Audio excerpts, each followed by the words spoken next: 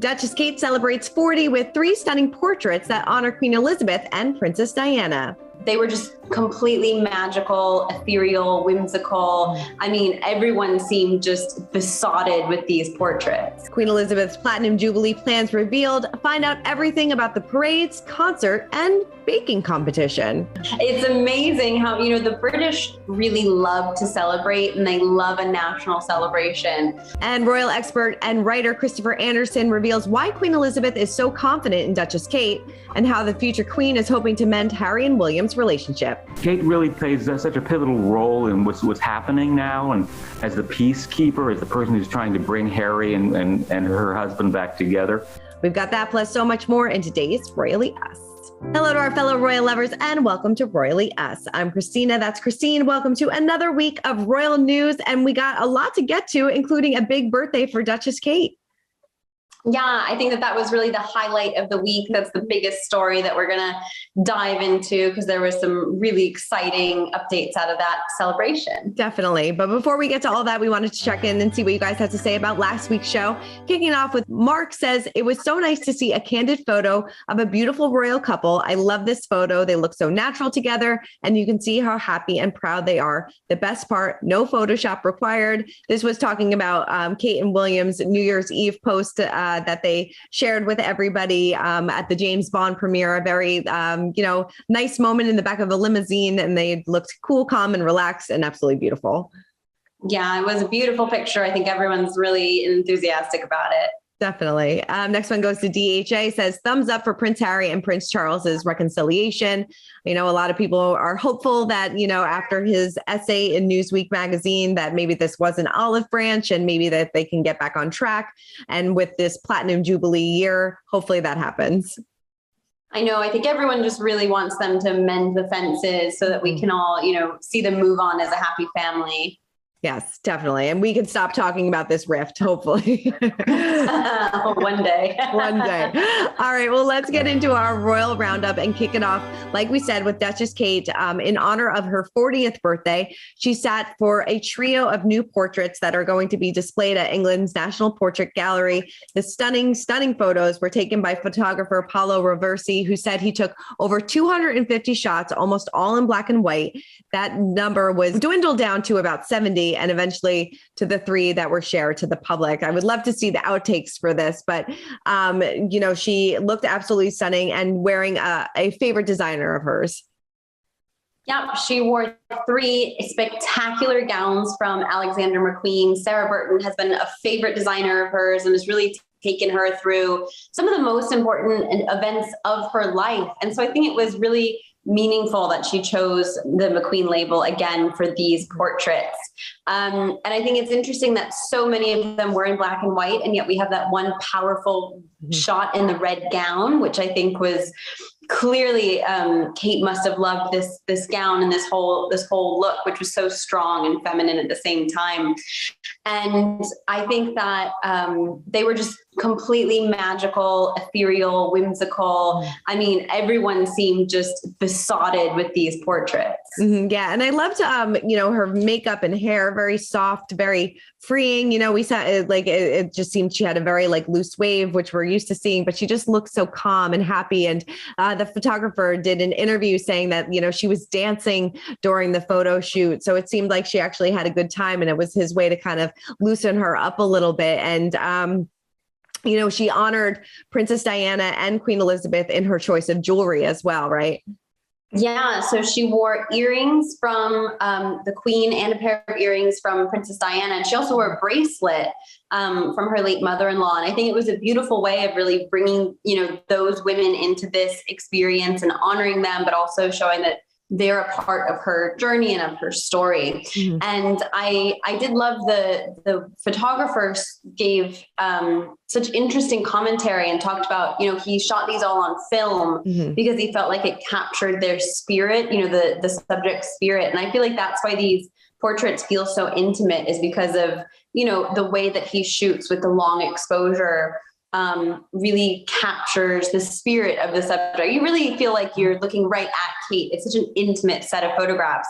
But the fact that in these intimate photographs, she brings her late mother-in-law and her grandmother-in-law into them, I think just really speaks to the legacy that she knows she's following. Yeah, definitely. And I think these photos were taken back in November, so a couple months ago. And like we said, they're all going to be featured on display. Like I said, I would hopefully that we can see some of these outtakes, because I'm sure, like he said, he took 250 photos. So there has to be a ton of great shots.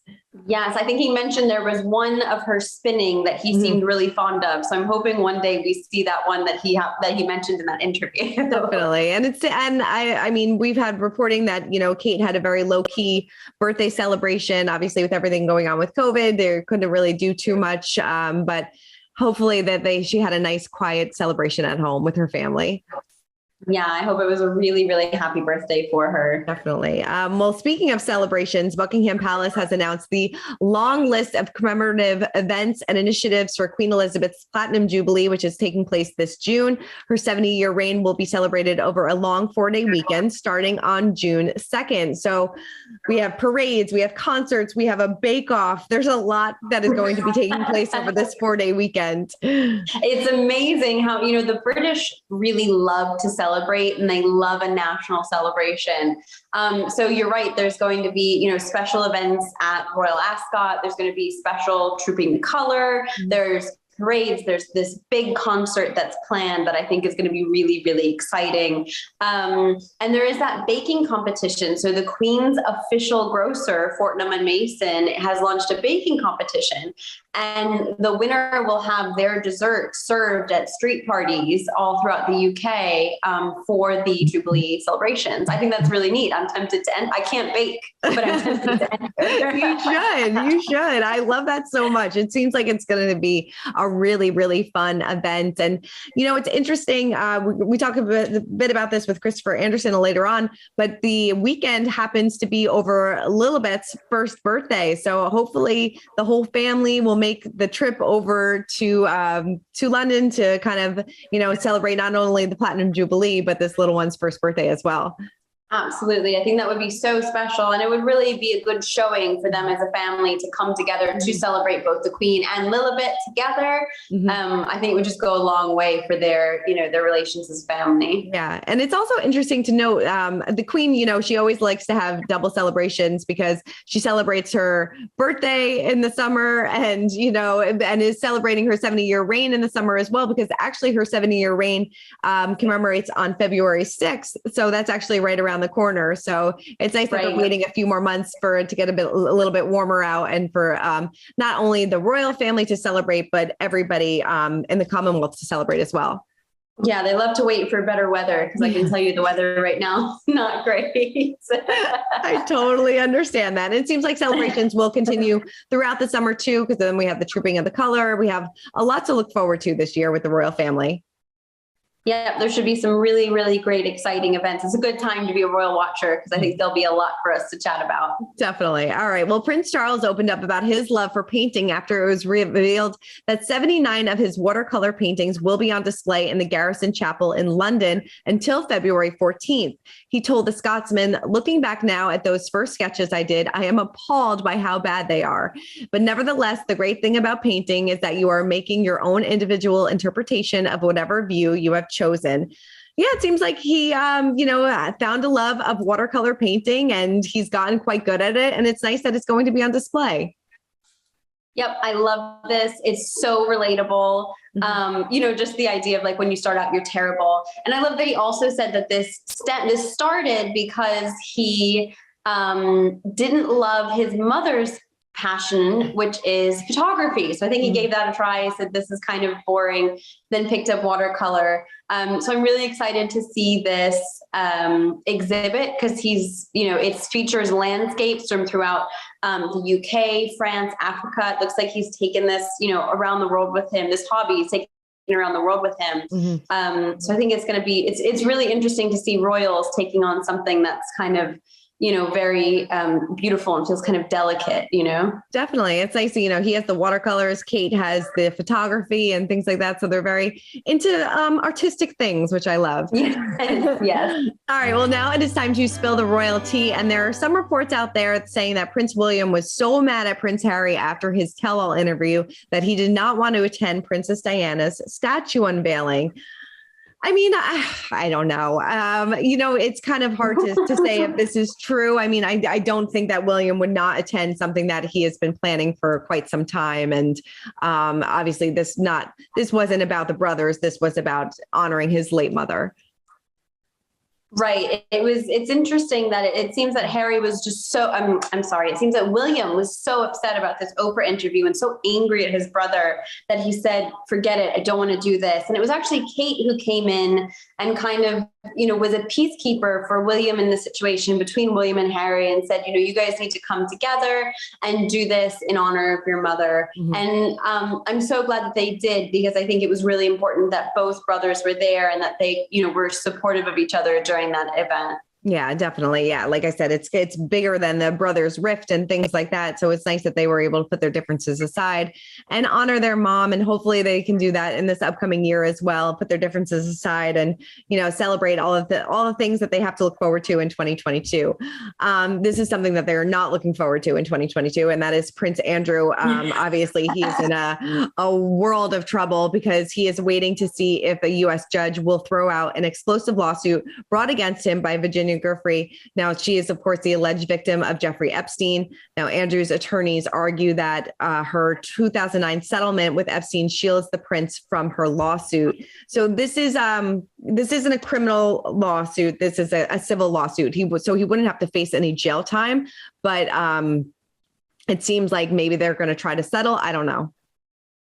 Yeah, it seems like I'll be interested to see how this plays out. It looks like she's trying to press a civil lawsuit against Andrew, and his lawyers are saying you've already settled, and the settlement kind of covers this. So the judge is deciding, does her previous settlement include these allegations against Prince Andrew in this potential civil suit? Mm-hmm. If the judge decides that the settlement does not, protect Prince Andrew in this circumstance, then it will go to a civil court, and Prince Andrew will, sort of see his day in court, so to speak, for these allegations. Yeah. There's been a lot of talk. We spoke about it with Christopher in our upcoming interview as well about whether or not Prince Andrew will be stripped of his title, as Christopher thinks that, Prince Charles may do that when he becomes king. Doesn't think that Queen Elizabeth will do it. I mean, what do you think? I mean, the Queen has always had such a close relationship with Andrew as well. So, I mean, it seems unlikely that maybe she would strip him of his title before, Charles takes over the reign. But I don't know. It's hard to say. I would agree that, I don't think the Queen is going to do anything, especially this late in her reign, this late in her life. It would just be a lot of heartbreak for her. But whether Prince Charles kind of reassesses Prince Andrew's place within the monarchy when he becomes king, I could definitely see that happening. But only time will tell, really. Right. So true. All right. Well, speaking of Christopher Anderson, now it is time to break down break down the royal rules. And he helped us out. Of course, he is the author of Brothers and Wives Inside the Private Lives of William, Kate, Harry, and Meghan. We chatted all about why Queen Elizabeth is so confident that Kate is going to lead the future of the monarchy and how she is bridging the gap between Harry and William. Take a look. I have to talk about Kate's 40th birthday. We saw these beautiful photos that were released. They're going to be in the National Portrait Gallery. What was your thoughts on these, and how are they kind of positioning Kate for a bigger role, not only this year, obviously in the future too? I think that, it's kind of sad, really, when you think that Diana never got a chance to reach this milestone. She died at 36. But there is an interesting parallel in that just before her death, you may recall, she had those wonderful Mario Testino photographs taken. And it's Paolo Roversi, the fashion photographer that she chose for this particular photo shoot that Kate chose. Very much the same type of photographer, in my opinion. He's his work appears in Vogue and Vanity Fair, and he works with the great designers Valentino and all of them, Oscar de la Renta and so on. And Kate brings to the table this knowledge of photography. I mean, she studied it at St. Andrews University. Her dissertation was actually in Victorian photography.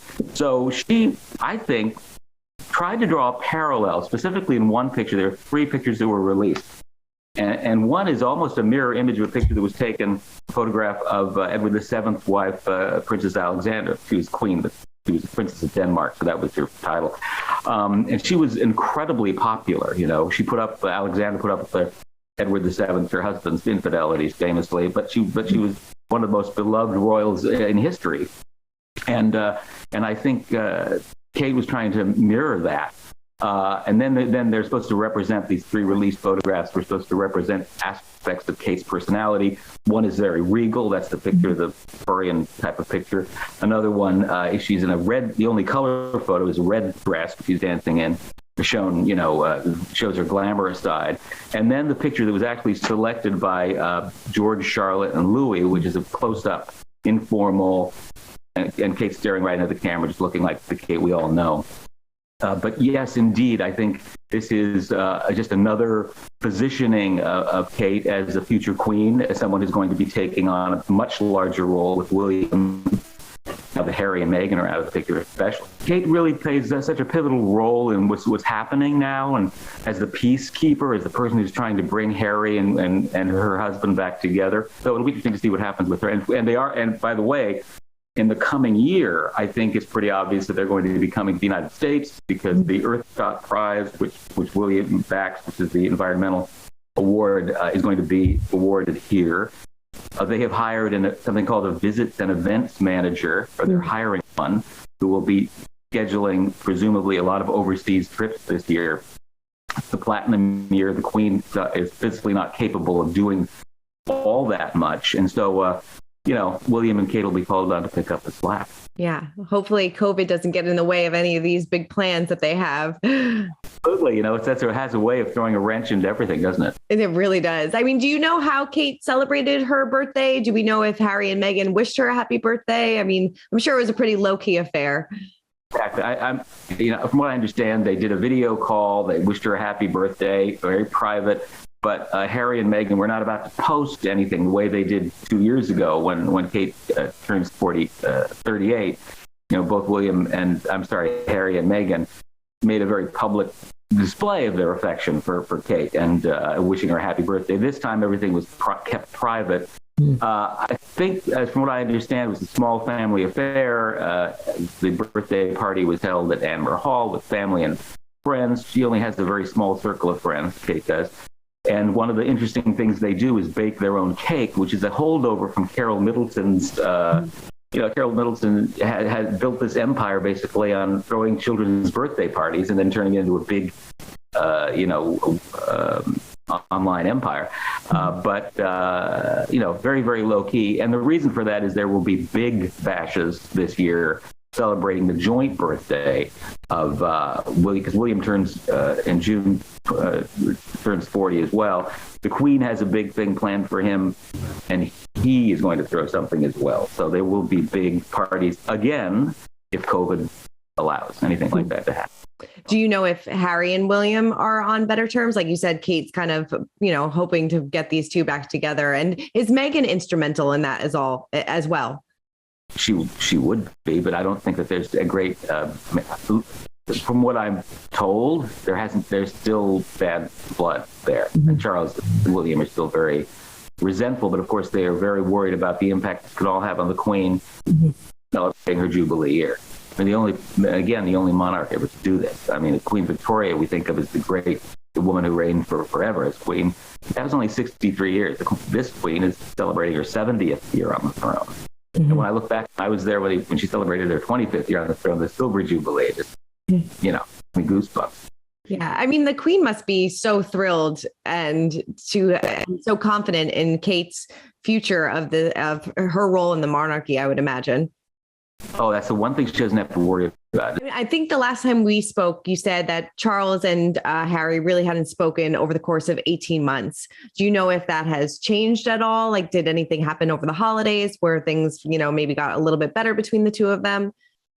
I'm not hearing that. And of course, this on the surface, you'd imagine that it could by this stage. But no, from what I understand, they still are not having direct communication. And this is all being done as if there were all, various countries or principalities dealing with each other as opposed to human beings and family members, Very odd. And I think, again, this is where Kate comes in. She's very close to Harry, always has, always was very fond of him, but there are certain realities, and that is that her husband, William, is still very, very angry and upset. And there were recent reports, and I think from what I can see, they're accurate about William's initial desire not to even unveil the statue of his mother in Kensington Gardens. I mean, there was a feeling that he was so furious that he had to be talked into it by Kate, went ahead and did it. And you can see all the photographs and all the video, a very forced relationship there between the two. Their backs were to each other practically throughout the whole thing. All right. Well, before we wrap up, we want to check in on our royal kids. And it was actually revealed that Prince George, Princess Charlotte, and Prince Louis helped pick out one of the photos for Kate's 40th birthday. So which one did they choose? I love this. They chose the close-up portrait where Kate is smiling right at the camera. And I love this because it's such an intimate shot. It really feels like you're looking at her. And the fact that her family chose it, you can tell that they see what we see, where it's such an intimate, beautiful, personal shot of someone that they know very well. So it feels like we are getting to know her a little bit better. Definitely. They couldn't have picked a more beautiful photo. Like we said, they're all absolutely stunning. And it was such a fun way to commemorate her 40th birthday. I wonder if we're going to get some new portraits of William when he turns 40 in a few months as well.